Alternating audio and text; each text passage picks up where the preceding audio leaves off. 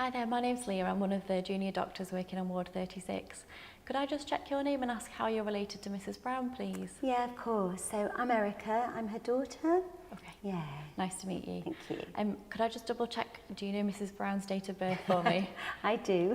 So it's the 14th of February. She's 87 and she was born in 1935.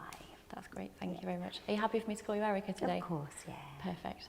So just to check that we're both on the same page before we start having a discussion today, can I just check what you understand about your mum's condition so far?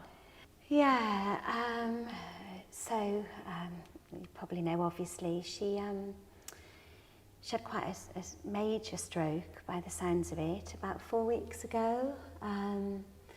But she is improving. She had I think it was pneumonia, a chest infection.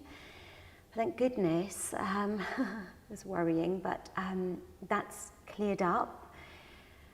I know mobility-wise, she is still, struggling, but we are looking at, care homes for her to be discharged. So, yeah, things are not as bad as, they first seemed at the start. Yeah, thank you. Good, I'm pleased to hear that.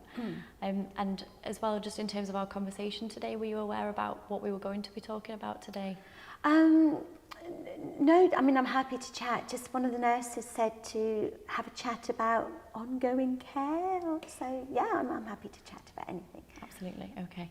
So, as you said, your mum's come into hospital with a chest infection this time. And we were a little bit worried about things at the start, but as you say, it seems like she is getting better and hopefully will stabilise things with the antibiotics and you can get her back to the care home.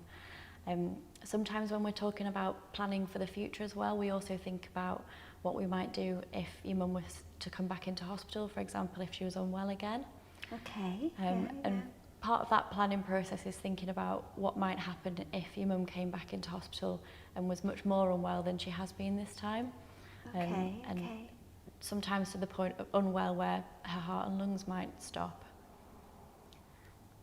So sometimes in the context of that planning, we think about something called a DNACPR. Have you ever heard of that before? Yeah, I mean, I don't know much about it, but I've, heard the terminology. Yeah. Okay. Are you happy if we talk a bit more about that now? Yeah, I'm probably just not quite sure why, because I know my mum has heart failure. I think it was about 5 years ago. Now I know it has got worse, but she's done amazing to recover through this stroke. So I think she's in a good place. Yeah. Yeah, absolutely. I'd certainly agree with you at the moment. As we said, your mum's getting better and we're hoping for her to be discharged back to the care home. So hopefully that's the direction that things are very much looking at the moment. The reason we have this sort of discussion is not because of anything we think it might happen with your mum at this point in time. Okay. It's just to kind of think a bit about the future and about kind of making decisions well in advance, so that if anything were to change in the future, we don't have to worry sort of making last minute decisions and panicking about things at the time if that situation were to arise. Okay. Are you happy for me to explain it a little bit further? Yeah, of course. Okay. So as you mentioned, your mum's got a fair number of other conditions. She's got the dementia, the heart failure, previous stroke, and seems to be having these chest infections. So what we kind of want to prevent is a situation where she becomes unwell again and we don't know kind of in advance what decisions would be in her best interests. Okay. So if she were to become unwell to the point where her heart and lungs were to stop, in some patients we try and do CPR, which is where you do the compressions on the chest. Yeah, so you see it on the television, don't you? Yeah. Absolutely, often people have seen it. Sometimes CPR is not successful, as it often is shown on the television, and often it's not successful in people who have got lots of things wrong with them, lots of different conditions, people who are frail and not so well in themselves normally. Okay. And as you might have seen on the television, or perhaps not, CPR is quite an invasive process. There's quite a lot of things that we have to do to a person. So pressing on the chest very hard, which can cause damage to the chest, and various medicines and that kind of thing. It's quite an invasive process to go through for a patient. So what we would think about in your mum's circumstance is that the number of conditions that she has, and because she's relatively frail, what we would worry is that if we were to try and do CPR, that it wouldn't be effective and that it would actually end up causing more harm than good and probably wouldn't work.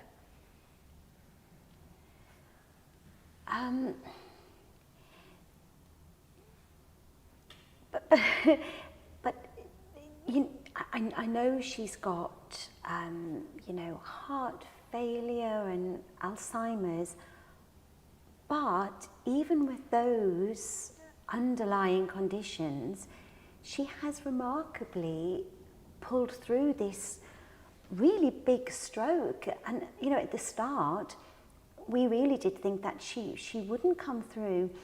So surely it's worth trying. I appreciate your saying that, it probably won't work, but I don't mean to be rude, but it just sounds as if you're giving up. Surely it's worth trying, because, if you hadn't tried to have treated her for the stroke, she would have died, but look, she's pulled through.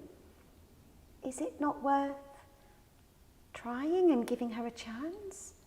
Because, you don't really know, do you, until you've tried? Yeah, so I appreciate what you're saying, and just to reassure you, I don't want you to think that we're giving up on your mum, because that's certainly not the case. Sorry, I know. No.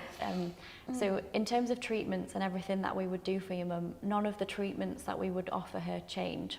So this time she's been in hospital, she's had some antibiotics, all that kind of thing. So we would still do all of the same. None of the treatment would change for your mum. And if she were to become unwell again, we would certainly try and get her better and get her home again.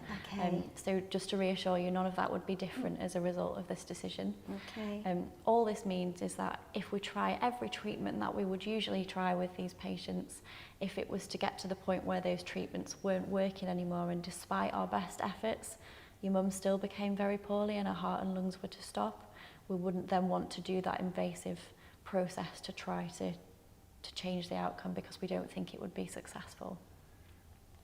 And it's not worth just trying in that moment to prove it hasn't been successful. So I understand what you're asking. I guess the decision we have to make as the medical team is to decide whether that's in the patient's best interest and in your mum's best interests. And I think, as I was saying before, with the balance of the good things and the bad things, what we think in your mum's case is that the bad things would actually they very much outweigh the potential benefit. And so we think it's in your mum's best interests not to try and do that process, and to just let her, if she were to pass away peacefully without the medical team running in and trying to do CPR, which we don't think would be successful anyway. Okay. Yeah, it's just not something you really want to think about, do you? No, I appreciate that, and I'm really sorry if this has come as a bit of a shock to you to have this discussion today. Do I need to decide right now? Can I think about it? It's just quite a big decision to make. Yeah, so it is a shock, and I'm sure that it's quite a lot to process. Just to reassure you, in terms of the actual decision to be made, to take the weight off your shoulders, it's not a decision that you need to make. So because it's a medical decision and we're trying to weigh up what happens to your mum in her best interests, it's a decision that the medical team would make that we don't feel that it would be successful, so it's not something we would want to do to your mum. So the decision to put the DNACPR in place is something that we can do. This discussion is more about kind of making sure that you're aware of it and that you're comfortable with it, so that it's not a shock to you if if somebody on the medical team was to mention that was the case. I understand. I hear you. Okay. So just to check that I've explained everything as I needed to, and that I've got across the points that so that you're understanding things. Is it okay if I just check what you've understood from the discussion? Would you be able to summarise it back to me?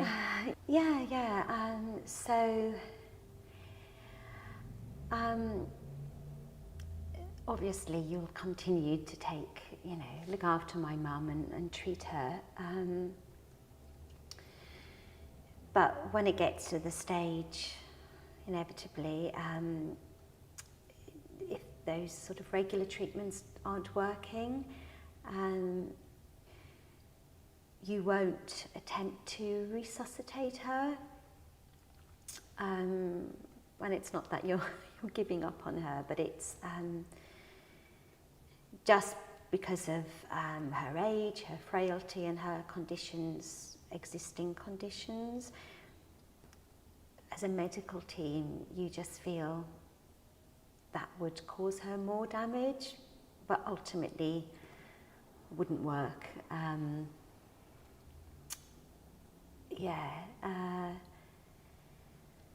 But until then, you know, you'll take as good care. But I suppose what's really lovely, which I think I've understood correctly, is that's not something we have to decide as a family. You know, in your training and professionalism, you make that call. And thank you. So thank you. I think I've understood. Thank you. Mm-hmm. Thank you, Erica, for taking the time to explain that to me.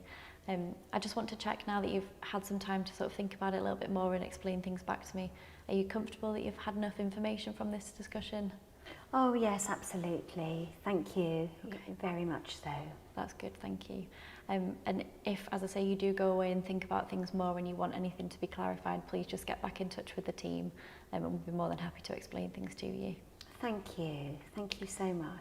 I'll give you a leaflet when you leave, just so that you can take that home. There's a little bit more information for you to have a look through.